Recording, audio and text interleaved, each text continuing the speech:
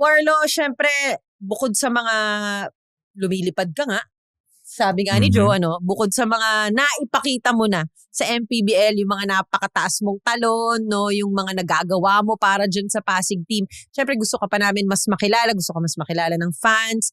Paano ka ba nagsimula sa basketball? Ilang taon ka nagsimula, tapos saan ka nag-aral? Yun muna, bago natin pag-usapan kung paano ka napunta sa MPBL. Nag-start ako mga 11 or 12 years old yan. Sa court lang sa amin, sa Palolo, sa Bulacan. Actually, nagpagawa ako ng ring ako dati sa daddy ko. Para may sarili ako, malit lang.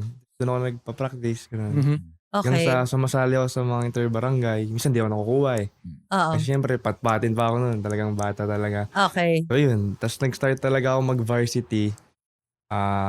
Junior high ako sa La Consolacion. Actually, last tryout di ako nakuha. Nagsabi lang yung mga tropa ko na sa sports director na kunin si Batak. Kasi may potential. So yun. So kumbaga, hindi ka pa dapat kukunin hindi pala. talaga. Kumbaga, na ano lang, may nag-push. Pero kasi, ang maganda dito kay Warlo, syempre, di ba, yung mga talagang sumisikat na players, usually collegiate players ng galing UAAP, galing NCAA. Si Warlo, hindi siya nanggaling sa UAAP or sa NCAA. Kwento mo, saan ka ba nag-college? Sa Bulacan State University ako nag-college. Okay. So yun, doon Who's ako, your coach there? Sinong coach mo nun? Coach Antonino Tayao. Okay. Okay. Tagal siya doon. So doon talaga ako nag-condition. Then doon ako nagkaroon din ng break sa kanya, ma-improve yung laro ko kahit papaano. So yun. Tapos paano ka na-discover after nun? I mean, paano ka napunta? Nag-NBL ako. Okay. 2 years. Yung first year ko talaga, 2021, pandemic pa yun Pandemic. Okay. Yeah, Tama. so, wala rin akong playing time kasi grabe yung mga kasabayan ko, mga kuya ko, veterano.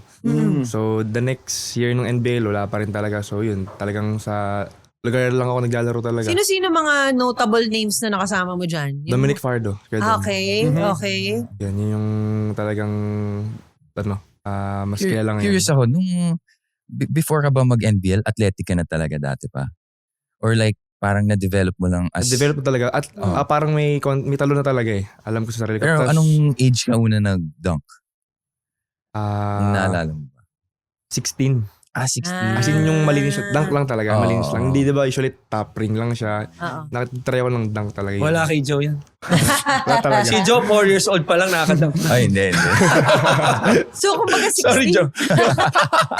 So, kumbaga 16 years old ka nung na-discover mo na may talent ka sa dunking. Bago yon, anong position yung binibigay sa'yo usually sa games? Anong position mo talaga? Nung high school, college? Yeah. Dos, like, Okay. guard. Okay. So clearly, no, yung daddy mo, magandang impluwensya sa'yo. Sabi mo, ginawang ka ng ring. No? Pero curious ako, ilang kayo magkakapatid? Aside from yung dad mo, sino pa ba nag-impluwensya sa'yo? 5 kayo magkakapatid. Wow! 5. Konti, Dami din pala. Ang dami nyo rin. Ano to? Ilang lalaki, ilang babae, pang ilang ka? 4 boys, 1 girl. Okay. Bunso ako.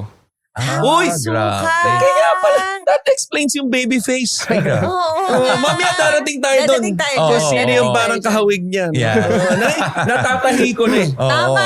Kasi yung mga panganay kasi, Aray. ang layo eh. Hindi baby face yung datingan. Oo. Tama ka. Ganun ba?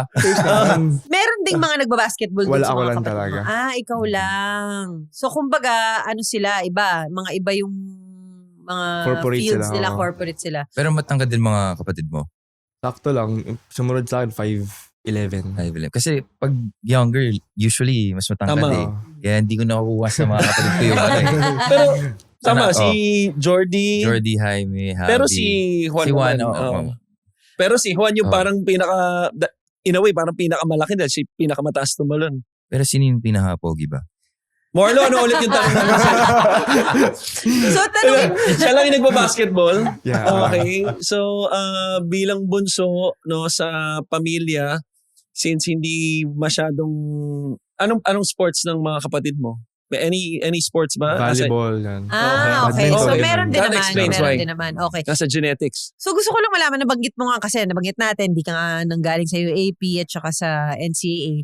So, nung napasok ka sa MPBL, which tatanungin din namin kung paano ka napasok, naging challenge ba sa'yo yung parang, ganun na? Di ba? Yung mga iba dito, kumbaga sikat na sila bago dumating ng MPBL. Ikaw, nagpapakilala ka pa lang. naging challenge ba sa'yo yun? Na-motivate ka ba doon? Anong pakiramdam doon? Yes, sobrang challenge ko yun at motivate kasi syempre galing ako sa province. Mm-mm. So yung mga nakapanood ko sa TV, mga idolization, mga galing. So gusto kong challenge sarili ko, motivate na sooner or later, makakalaban ko sila. Pwede ko sila maging kakampi, ganyan. Tama. At yun na nga nangyari. Saan ba province mo? Bulacan nga pala. Okay. Alam mo, there was one interview I had with Boss Buddy Encarnado, of course, the team owner of The legend? yes, the legend of Pasig, no. And you know, he would always talk about how he grooms his players. Kenny Rocacurva was with Pasig before, 'di ba? Right. And look at him now. Unang taon niya. Yeah. Di ba? So basically, Boss Buddy has this Eye for talent. eye for talent, the gift of looking for, you know, very talented players. Yeah. Boss Paan- Buddy, si Joe kasama namin na. Okay. Kung gusto mo pa ng isa pang doctor. Ano? Ang gusto ko malaman, Warlo, paano ka napunta sa MPBL? Paano ka napunta kay Boss Buddy?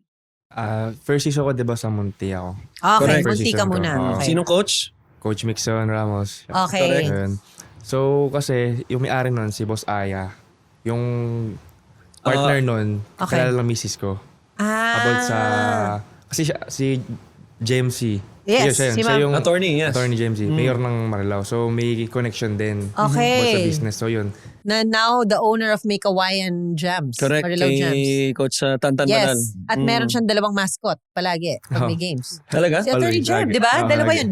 Jem kasi siya. Kaya dalawang mascot. Okay. Jem and Jem. So, Makikita natin yan. Pag so lumalabas sa pag ang may kawayan, may laro, tatlong mascot. Kasi may mascot din ng tayo eh. Oo, ang Sports MPBL, Plus. Sports Plus. Oo. Okay. Okay. Okay, Warla, sorry. So, kumbaga yun na nga. Paano ka napunta kay Boss Buddy? Napunta ko kay Boss Buddy, yung tropa ko, si Tamayo. Siyang way. Parang sabi niya, try out ka sa Pasig. Sama kita kay Boss Buddy. Sabi ko, sige, walang problema. Okay. So yun, ang lagi lang na sinasabi, bago kami mag-try out, sabi niya, first drills pa lang, dakdaka mo na. Go hard ka na. Alam mo na ha? Yun sabi niya. Okay. Ganun, sabi niya, okay, sige, noted. So, nag-drills kami, down ako. Tapos yun, go hard lang ako palagi hanggang sa nagtuloy-tuloy. Kinuha na ako ni Boss Buddy.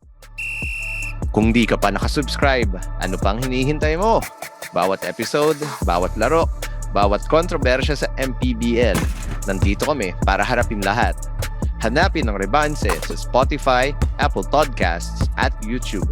Kung may gusto kang sabihin, may issue kang gustong harapin, o may Rebanse ka sa sinasabi namin ngayon, mag-subscribe, i-share, makiisa sa usapan.